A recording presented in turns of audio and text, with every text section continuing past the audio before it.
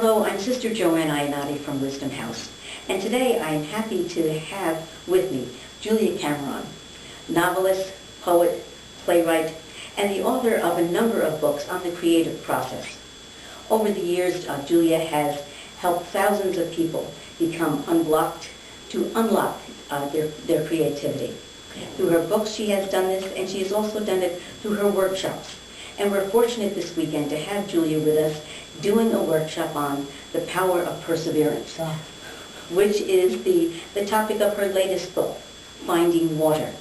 And so Julia has been here at Wisdom House working with a group of people, artists and would-be artists, who want to get in touch with how they can better persevere in their art, whatever their art form is.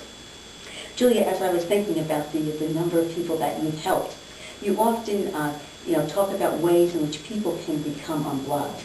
This is going to be just a short interview, but what might be 2 ways you might suggest that people might become unblocked, how they can unlock their creative life? Well, at the risk of sounding like a dour taskmaster, I think that there are 2 tools that will create a sea change in any life if people will just do them. All right, the first tool is the tool that I think of as a very American tool, because in America we have a strong work ethic. And so this tool is dreadful. Okay. It requires that you get up an hour earlier, maybe 45 minutes earlier if you have to sleep in, and you write 3 pages of stream of consciousness. It's called morning pages. They appear to take time. They maybe take, some people can do them in 20 minutes, but let's say they take 45 minutes to do, and you think, I just don't have time in my busy life. But what happens when you write morning pages is that you become much more efficient during your day. It prioritizes your day. It keeps you on your own track. It keeps you from becoming too distracted by other people's concerns. It's a little bit of a boundary. And what it does is lay the soundtrack of ordinary life onto the page. Most of us go through our day with an inner soundtrack. It says, I should have spoken up to Ted yesterday. Oh, I need to buy kitty litter. I didn't call my sister back. It's a myriad of tiny details. With morning pages, I think of it as running a vacuum cleaner around your consciousness. Well, that's a good image. So you vacuum up all the little telltale threads. I should have talked to Ted. I need to buy kitty litter. The car has a funny knock in it. And you put it on the page. And you get rid of it. And you're free of it for the day. Now what also happens is that it's sort of like as you lay this soundtrack down, you free up what you might want to call alpha ideas that sort of pop up, and they are things like, wouldn't it be fun to try? Wouldn't it be interesting to do? Gee, I could really let myself explore. And these things start to move you toward your creativity. So I would say morning pages are the pivotal tool.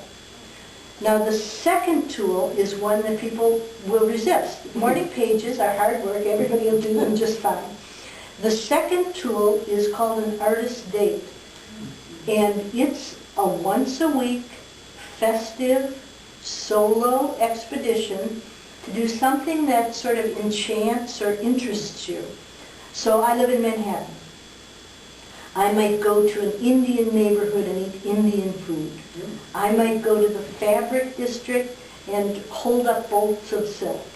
I might go to the plant district, or, up in Connecticut you can go to a great plant store. And wonderful nurseries in the area. Yes, just let yourself absorb the beauty of nature. An artist date doesn't have to necessarily do with art, but you could go to a movie. You could go to a play. You could go to a concert. You could go to a children's bookstore and just explore what your curiosity leads you to. I often say children's books contain just about the perfect amount of information to satisfy our curiosity. You know, we want to know about reptiles, but we only want to know so much. Right. So those two tools give people a heightened sense of guidance. They improve intuition, and they sort of turn on the inner lights. And I think of them as building a spiritual radio kit, where you are, with your morning pages, you're saying to the universe, this is what I like, this is what I don't like, this is what I want to know more of, this is what I'd like a lot more of.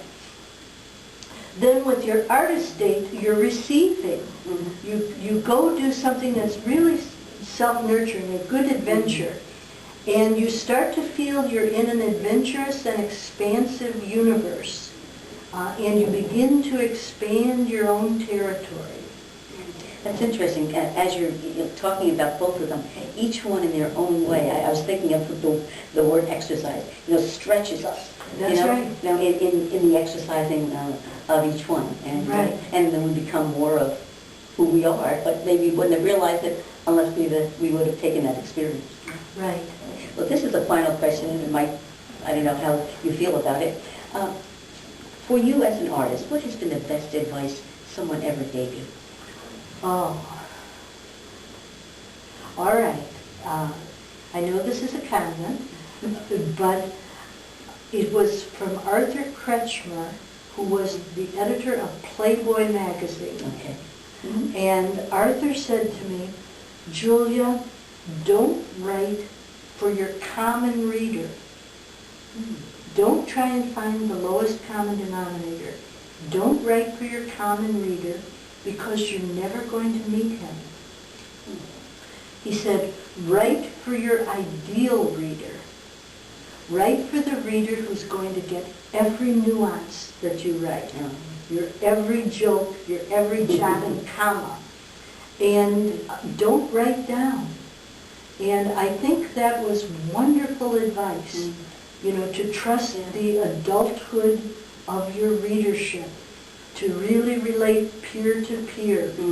And I often say that my body of work is really, artists have always mentored. And I feel like I mentor on a little bit wider scale. That's wonderful. And in that, you're always your best self. Hopefully. Well, thank you very much. Even though this has been just a brief interview, it's wonderful to have you here, and it's wonderful to share you with the people who will be watching this blog. And we invite you to come to Wisdom House, visit our website, wisdomhouse.org, and find out about more programs that involve the arts and involve your own growth in spirituality.